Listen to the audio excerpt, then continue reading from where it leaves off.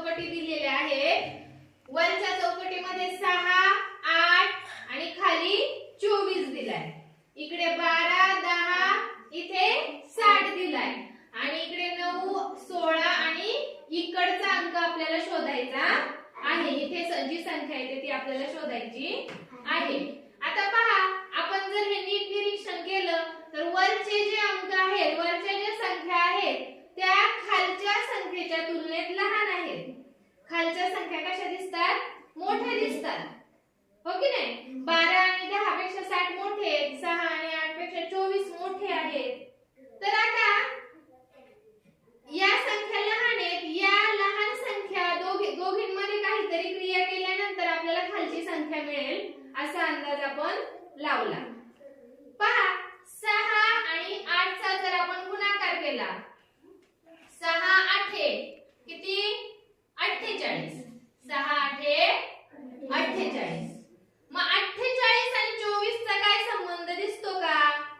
तर 48 चे जर आपण अर्धे केले तर आपल्याला 24 भेटतील. म्हणजे 48 ला जर आपण 2 ने भागलं, बे एके बे, बे दुने 4 आणि बे चोक 8.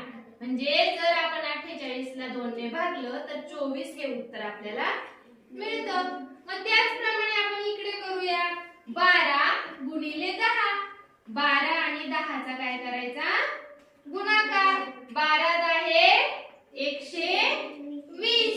या 120 ला काय करायचं? 2 ने भागायचं. बे एके बे, बे सक 12 आणि बे शून्य 0. म्हणजे बरोबर 60 हे उत्तर आपल्याला भेटलं.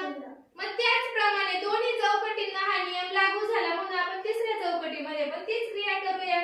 9 गुणिले 16. 16 9 किती? 144. 144 ला काय करायचं? 2 ने भागायचं. बे एके बे, बे साते 14 आणि बे दुने 4.